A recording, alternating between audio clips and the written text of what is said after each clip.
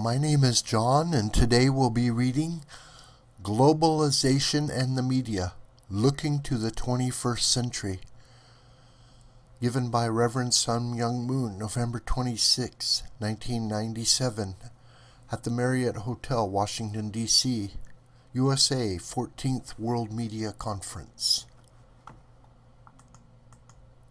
Honorable Chairman, distinguished speakers and participants, ladies and gentlemen, I would like to express my deep gratitude to you for your participation in the 14th World Media Conference, which is being held as part of the Third World Culture and Sports Festival here in Washington, D.C. Rapidly changing media environment.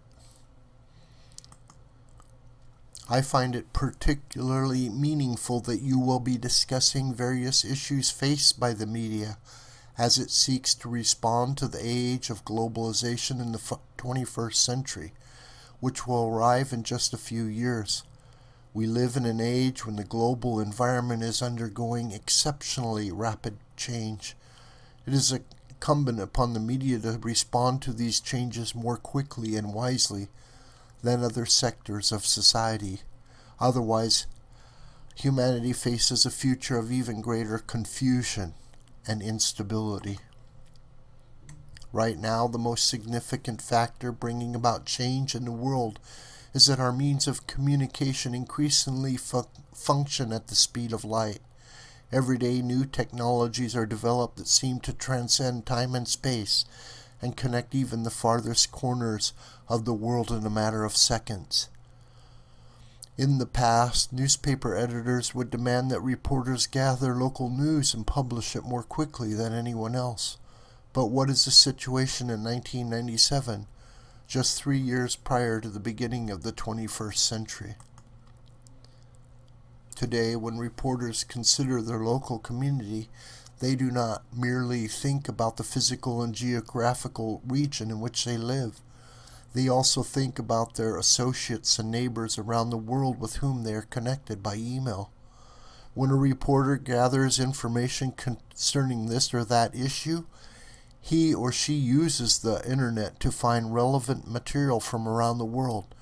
For those who gather information, the local community no longer refers just to the region in which they live, but to the whole world. As recently as 100 years ago, at the start of the 20th century, news often traveled by train, ship, or even at times by carrier pigeon. People had to wait days or weeks even for such important news as the battlefield situation in the First World War. In the latter half of the 1990s, however, the internet and telecommunications have made it possible to transmit news in a matter of seconds. The entire world can receive information about major news events almost simultaneously. It can be said today that the entire world is our local community, and that local news has come to mean news about the whole world. Because electronic communications technology is bringing the world together in this way, economic and cultural exchanges have already entered an age without borders. The age has arrived when all the world's citizens influence one another's lives. The economy of any particular country or region cannot but be influenced by the world economic situation. For these reasons, we need to think of the world as constituting a single community. We have to pose the question, what must be the content and form of the media in a global age? Responsibility of the media in the age of globalization. I hope that in the course of this conference you will have a great deal of the discussion on a variety of topics related to this question, and that you will obtain valuable results. Also, I would like to take this opportunity to present some of my views on globalization and the media in the 21st century. First, I think the media in a global age needs to move beyond functional journalism and toward valued journalism. The news media do not entirely fulfill their mission by simply giving their audiences a factual account of the news. Rather, through commentary and criticism, the media have to awaken their readers and viewers to an awareness of the truth and lead the way in elevating society's spiritual and moral values. In the global information age of the 21st century, the citizens of different nations will exercise tremendous influence on one another across national boundaries. Thus, the immoral aspects of any one major country's culture can easily have a corrosive influence on the people of other countries.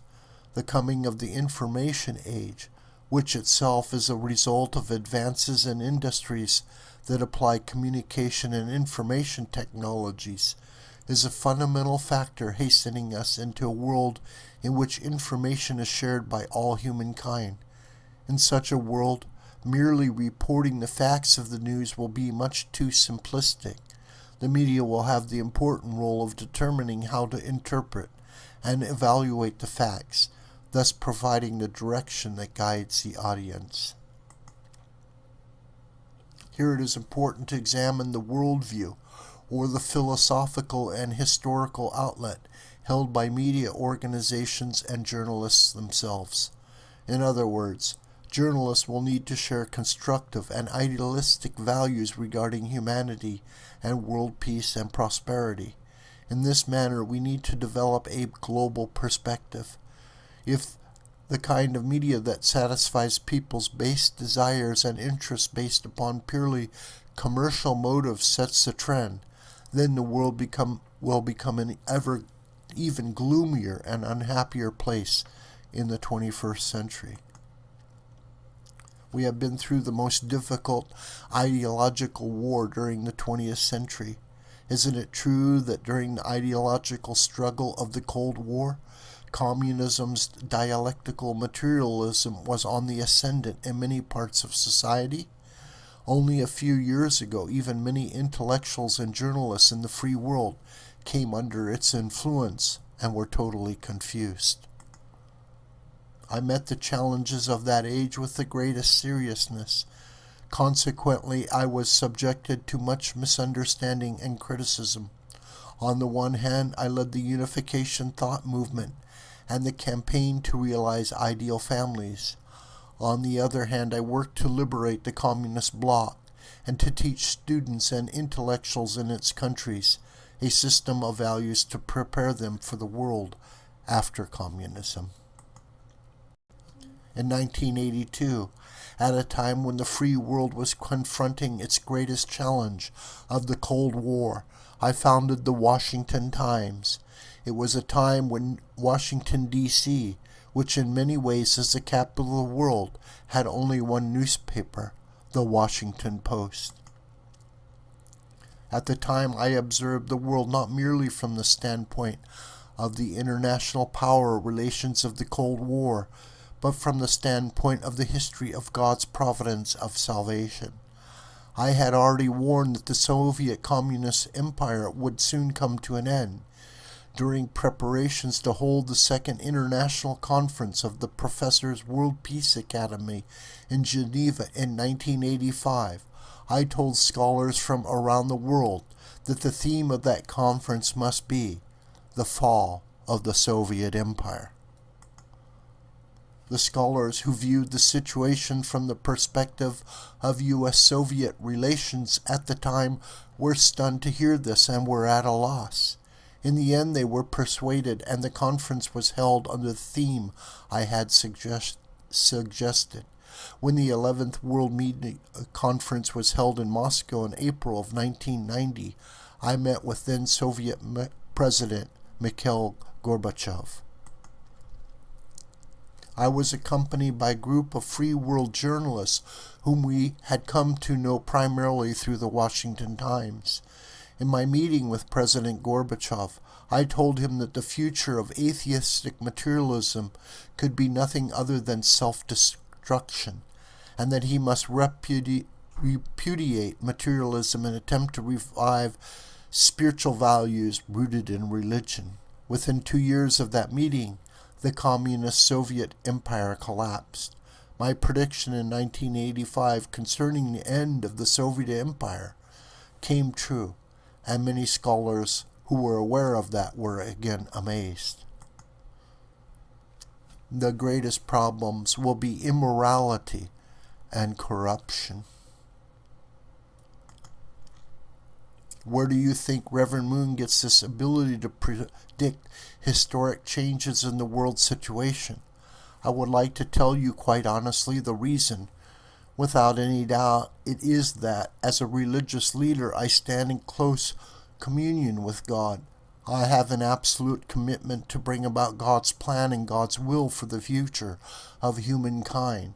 I have consistently appealed to leaders in all fields of life, those entrusted by God to prepare to build the future world, so that they may fulfill their responsibilities. The age of the Cold War is coming to a close. Humankind is at a critical point. We need to prepare for a new millennium in which we can live on earth as brothers and sisters under one God, based on the principles of interdependence, mutual prosperity, and universally shared values.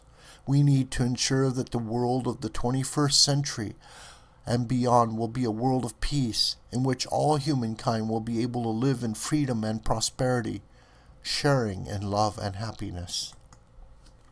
The issue of ideological confrontation between East and West has ended. We now need to resolve the issue of the difference in economic standards between North and South. I have previously advocated the sharing of technology and the construction of the International Peace Highway. This arises from my insight that humanity needs to be united as one family and live in a state of interdependence. Now, as the East-West Cold War has ended and science and technology are advancing day by day, the world can grow into a single community. But you think that humankind will automatically live in peace and happiness? Absolutely not. During the 21st century, human society will face issues even more fundamental and more dangerous than those of the Cold War.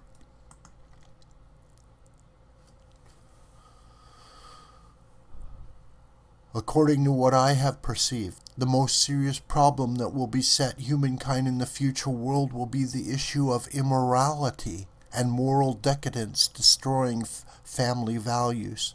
Moral decadence is truly the original sin that pushes humanity into the abyss of suffering and despair.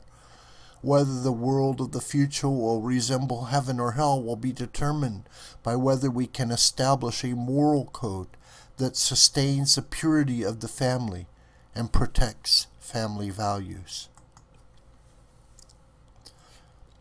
Is it possible that issues faced in common by many countries throughout the world, such as the moral decline of young people, endless drug-related crimes, rising divorce rates, family breakdown, and the spread of AIDS and illicit sex, can be resolved by means of political power? Until now, we have been unable to solve these problems even through education in schools or religious instruction. What good will economic prosperity and political freedom do a society if it is unable to resolve the issues that cause all its families to live in agony?